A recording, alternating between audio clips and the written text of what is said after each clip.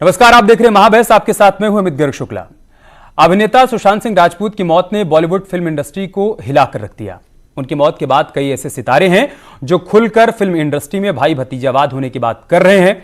कंगना रनौत के बाद मशहूर गायक सोनू निगम ने भी गुटबाजी को लेकर गंभीर आरोप लगाए हैं। बिहार की लाडली और मशहूर सिंगर मैथिली ठाकुर सुशांत सिंह राजपूत की मौत से इतनी आहत हैं कि उन्होंने बॉलीवुड के लिए गाना गाने से इनकार कर दिया है।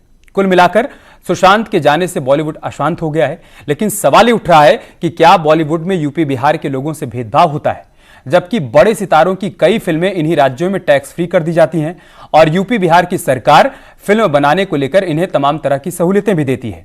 क्या बड़े सितारों को छोटे शहरों से आए लोगों से असुरक्षा रहती है? लेकिन सच्चाई तो यह है कि शहर छोटा हो सकता है, लेकिन सपने नहीं। और महाबहस के आज के हमारे सवाल क्या हैं वो हम आपके सामने रख देते हैं। सवाल यह कि बॉलीवुड में भयंकर उथल पुथल है, कंगना के बाद सोनू ने भी पोल खोल दी है।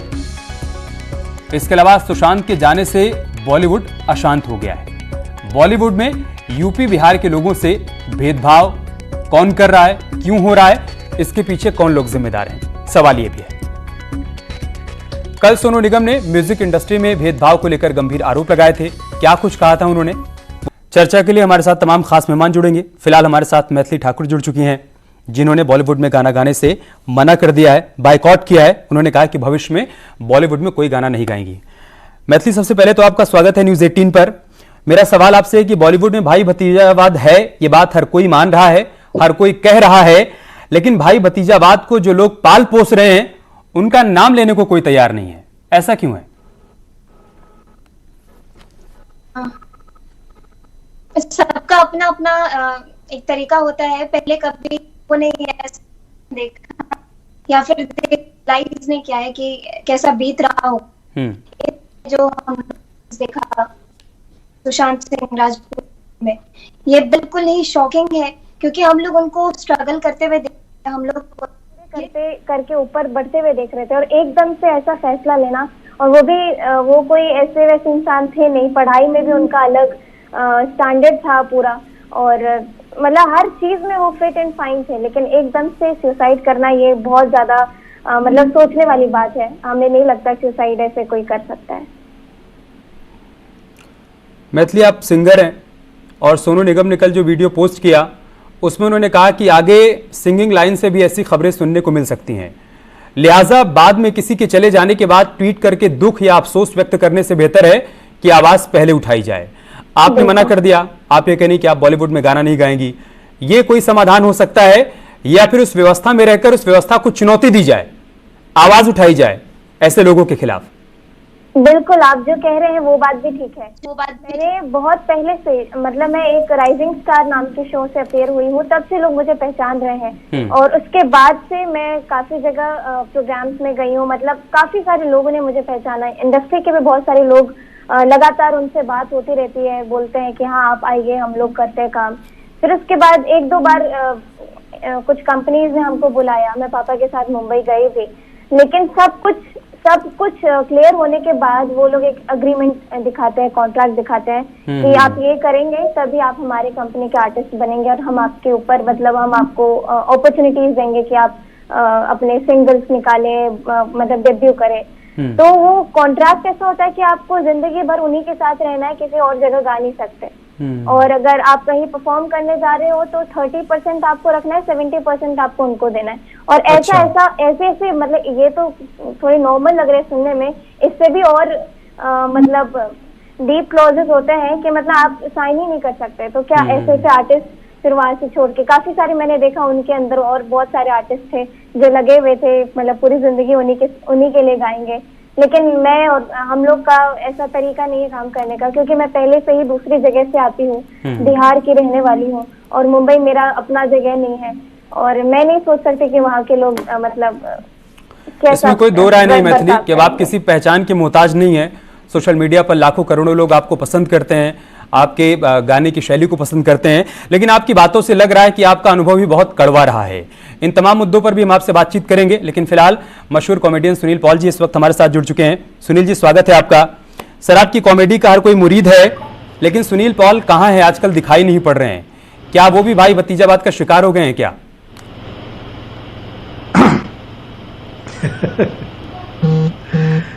सबसे पहले तो मैं आपके चैनल को प्रणाम करता हूं और जो जितने दर्शक हमारे देख रहे हैं उनको प्रणाम करता हूं। और आपका स्पेशल धन्यवाद इसलिए भी करता हूं कि मेरी बहुत ही फेवरेट मैथिली से आपने मुझे रूबरू करवाया इस कार्यक्रम के माध्यम से, क्योंकि मैं मैथिली का बहुत बड़ा फैन हूं। बहुत ही अच्छा गाती है वो, बहुत ही उसका अच्छा, बहुत ही अच्छा उसका अपीयरेंस है।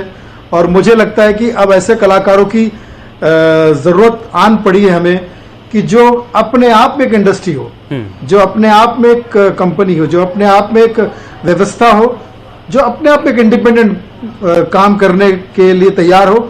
उसे किसी कंपनी की ज़रूरत नहीं है और किसी के साथ एग्रीमेंट की ज़रूरत नहीं है, किसी के पास जाने की ज़रूरत नहीं है। जैसे कि सोनू भैया ने बताया कि लोग म्यूज़िक इंडस्ट्री में भी आरक्षण शुरू हो गया, रिजर्वेशन शुरू हो गया, नेपोटिज्म शुरू हो गया, ग्रुपिज्म शुरू हो गया। हालांकि ये तो पहले से ही रहा है, लेकिन अब ज़्यादा जिस टाइप से ट्रेजेडीज हमारे सामने आ रही है, सुशांत जी का अकस्मात चले जाना वो हमारे लिए एक सबक दे गया है और कहीं ना कहीं एक मैसेज दे गया है कि उनकी इस बलिदान के पीछे एक बहुत बड़ा काला सच छुपा हुआ है जिसको हमें उजागर करना है। और पहले तो ये माध्यम नहीं थे कि हम अपनी बात को, जैसे मैथिली ने अपना, I am proud of her कि उन्होंने अपना करियर शुरू किया, अपने दम पर शुरू किया और अपने माध्यम से शुरू किया, किसी के पास जाने की जरूरत नहीं पड़ी। अब वो सचमुच वो वक्त आ गया है। पहले वो नहीं था। पहले हमें सचमुच बिहार के कलाकार को बॉम्बे आना पड़ता था, बाहर के कलाकार को बॉम्बे आना पड़ता था और लोगों को स्ट्रगल करना पड़ता था, और भी चीज़ों का सामना करना पड़ता था। लेकिन अब थैंक गॉड कि आप जैसे चैनल आ गए हैं, सोशल मीडिया आ गया है, अलग अलग यूट्यूब चैनल आ गए हैं, तो आप अपना काम अच्छे से अच्छा करके, जैसे रानू मंडल के बारे में मैं कह सकता हूँ कि रानू मंडल बेचारी कहीं प्लेटफॉर्म पे गाना गा रही थी और ऐसा गाना गा दिया कि किसी ने उसको शूट करके जब सोशल मीडिया पे डाल दिया तो रानू मंडल रातों रात सौर्य मंडल में छा गई, सुपरस्टार हो गई।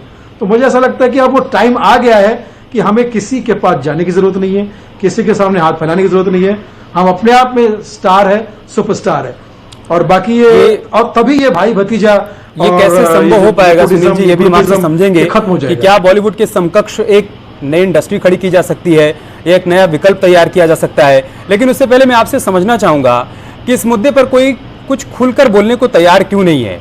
बहुत सारे लोग सुशांत की आत्महत्या के बाद सामने आए, फिर चाहे वो कंगना रनौत हो, अशोक पंडित हो, शेखर कपूर हो, लेकिन कोई खुलकर नाम लेने को तैयार नहीं है कि कौन लोग हैं जिन्होंने घेरा बना रखा है, जिन्होंने बाहर के लोगों को वहां आने से रोक रखा है या फिर उनको आगे बढ़ने से रोक रखा है। कौन है जो भाई भतीजावाद को पाल पोस रहे हैं, उनका नाम कोई क्यों नहीं ले रहा है।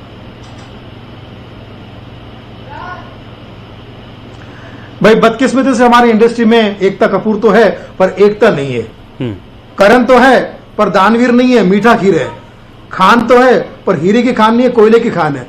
तो कुल मिलाकर वातावरण ऐसा बना हुआ है कि हर किसी को यह लगता है कि यार मैं, और खासकर उन लोगों को जो बेचारे मीडियाकर्स है, जिनके पास में ऐसा कोई खास अस्त्र शस्त्र नहीं है, कोई परफॉर्मेंस नहीं है, तो उनको लगता है कि यार मैं पंगा लूंगा तो मैं कहीं पीछे ना आ जाऊं, शिकार ना हो जाऊं।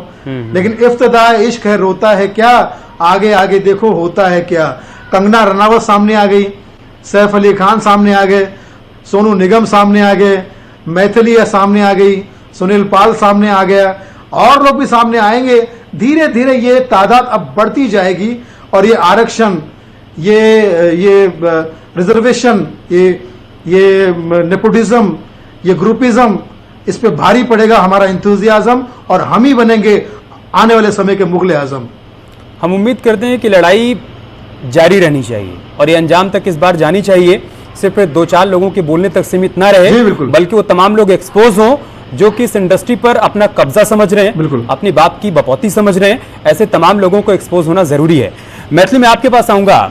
आप बता रहे हैं कि कई बार तमाम लोगों से आपकी बातचीत हुई काम के सिलसिले में, लेकिन जो कॉन्ट्रैक्ट साइन करवाना चाहते हैं उसमें तमाम ऐसे क्लॉज होते हैं जो एक दायरे में आपको बांध कर रख देते हैं।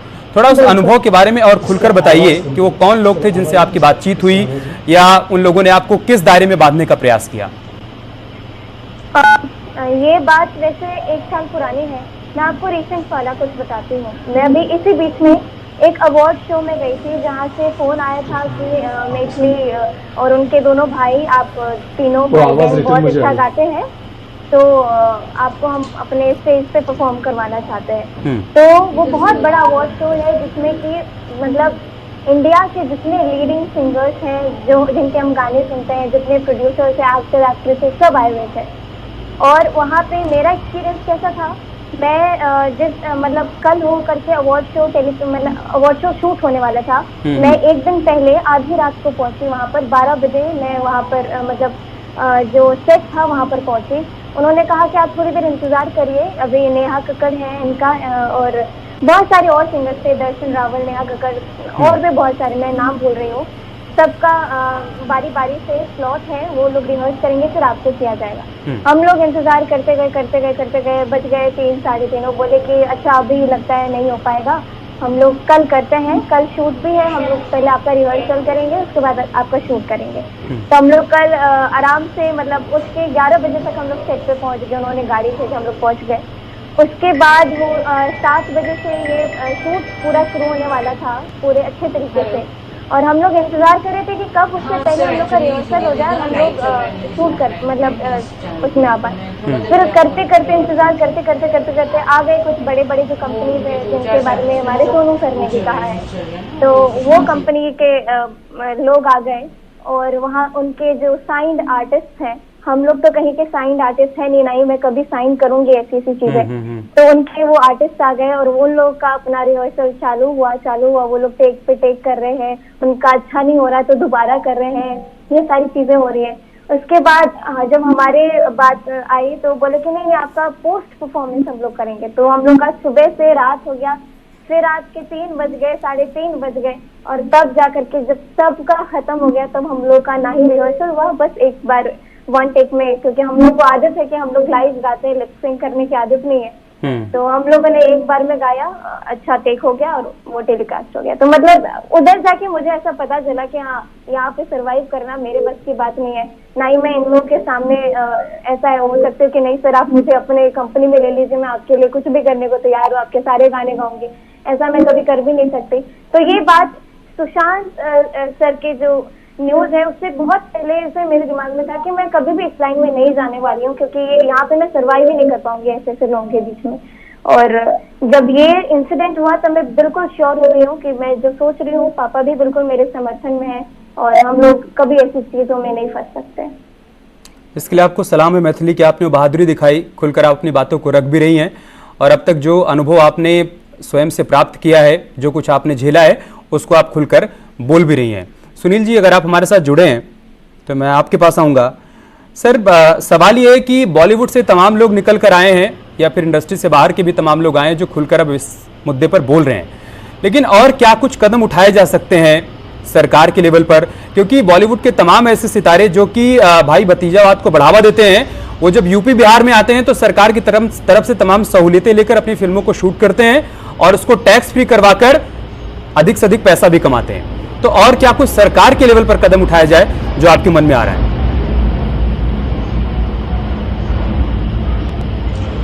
बहुत अच्छा सवाल किया आपने, और इसी चीज के लिए मैं सोच रहा हूं कि ये जो सरकार की तरफ से जो ग्रांट मिलती है, ये फायदे मिलते हैं, वो आप देखिए हमेशा बड़े प्रोडक्शन को ही मिलते हैं। टैक्स फ्री भी होती है तो बड़ी कंपनियों की फिल्में होती है। थिएटर जो है, गांव के जो थिएटर्स है, वो भी बड़े फिल्म वालों को मिलते हैं।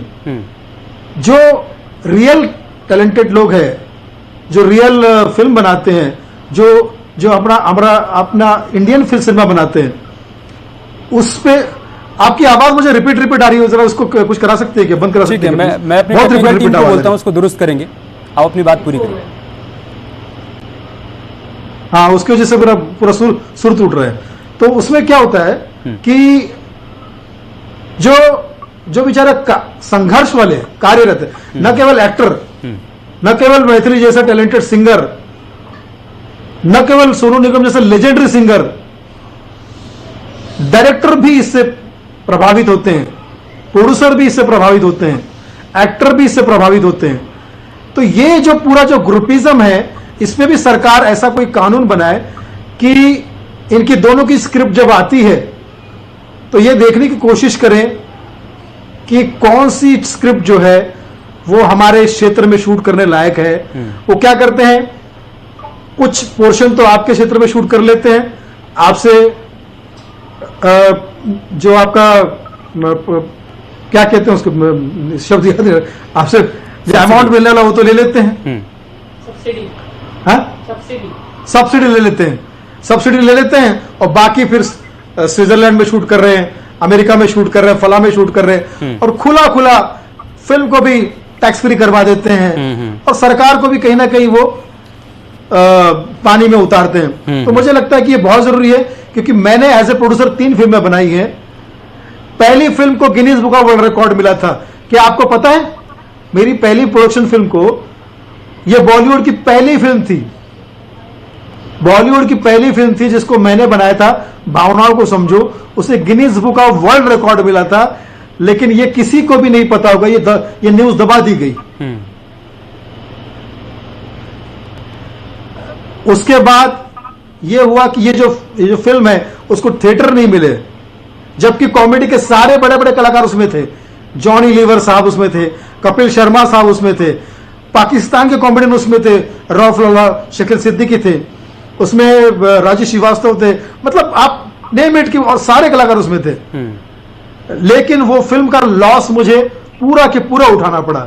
जितने बजट में वो फिल्म बनी थी उतना लॉस मुझे उठाना पड़ा, क्योंकि उसको ना थिएटर मिले, उसको रिलीज भी मुझे करना पड़ा, थिएटर के पैसे भी मुझे देने पड़े, पब्लिसिटी के पैसे भी मुझे देने पड़े, सारे कलाकारों को जो टेक्नीशियन सबको पेमेंट करना पड़ा, लेकिन बदले में मुझे कुछ नहीं मिला और Guinness book of world record मिला, ये भी न्यूज किसी को पता नहीं चली। तो इस तरह से जब किसी भी कलाकार के साथ में as a producer, as a director, as a writer ये होता है तो आप सोचिए ये कहीं ना कहीं आपको डिप्रेशन देगा कि नहीं। जब डिप्रेशन देगा तो आप कहीं ना कहीं, वो तो थैंक गॉड भगवान की कृपा से मुझे स्टैंड अप का, देखिए यहाँ पे मैथिली और मेरी कहानी एक जैसी है, हम दोनों ही स्टेज के कलाकार हैं और सरस्वती माँ की कृपा से हमें बहुत सारे स्टेज शो मिल जाते हैं। आज मैथिली को मैं देखता हूँ, वो कभी आज तक में गाना गाती है, कभी न्यूज किसी और न्यूज चैनल में गाना गाती है, वो किसी कंपनी की मोहताज नहीं, उसका खुद का इंडिपेंडेंट इतना नाम है। वैसे ही भगवान की दया से हमारा भी नाम है, इसलिए हमको डायरेक्टली बुलाया जाता है, हम किसी पे डिपेंड नहीं है। लेकिन जो लोग सचमुच डिपेंड है, जो हार्डकोर आर्टिस्ट है, एक्टर है, जो सिंगर है, जिनको कंपनी के सिवा कोई चारा नहीं है, प्लेबैक के सिवा कोई चारा नहीं है, उनके साथ में तो बहुत ही बड़ा ज्यादती की जाती है और बहुत ही रुलाया जाता है। इतना मोटा मोटा एग्रीमेंट करते हैं, वो एग्रीमेंट साइन करता है तो आर्टिस्ट सोचता है उसी में उलझ कर एग्रीमेंट है या सुसाइड नोट, उसी में उलझ कर रह जाते हैं, उससे बाहर नहीं निकल पाते हैं। टीना फिलिप हमारे साथ जुड़ चुकी हैं, पूरी तरह से एक तरफा होता है। टीना फिलिप हमारे साथ जुड़ चुकी है, हरवीर सिंह भी हमारे साथ जुड़ चुके हैं, आप टीवी में फंस जाओगे। ठीक है टीना फिलिप, अगर आपको आवाज मिल पा रही हो, ये कौन लोग हैं जो एक दायरा बनाकर रखे हुए हैं, जो एक घेरा बनाकर रखे हुए हैं, जो ये चाहते हैं कि बाहर के लोग भीतर ना आने पाए और भीतर वही लोग फल फूल पाए जिनके ऊपर उनका हाथ हो?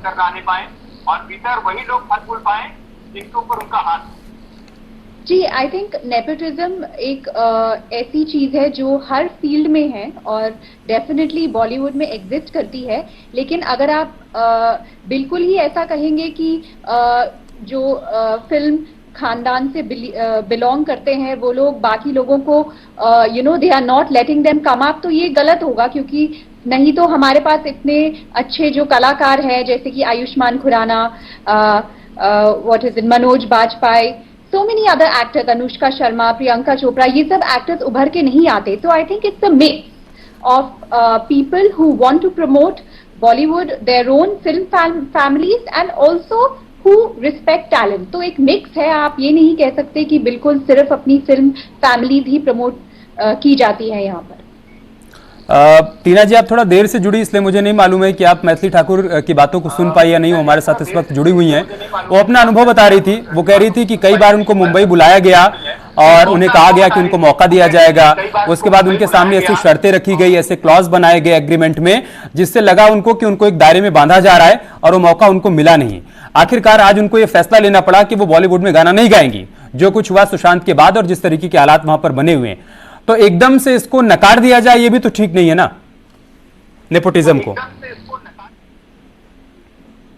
नहीं, मैं कह रही हूँ कि इट एग्जिस्ट, लेकिन आपको एक दूसरा पहलू भी देखना पड़ेगा जहां पर बहुत सारे कलाकार उभर कर आए हैं।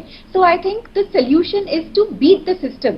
आप उस सिस्टम को ब्लेम करके कुछ होगा नहीं, उसको बीट करके और अच्छा कंटेंट, अच्छी टैलेंट से उभर कर आप आ सकते हैं, जैसे कि बहुत आउटसाइडर्स आए हैं।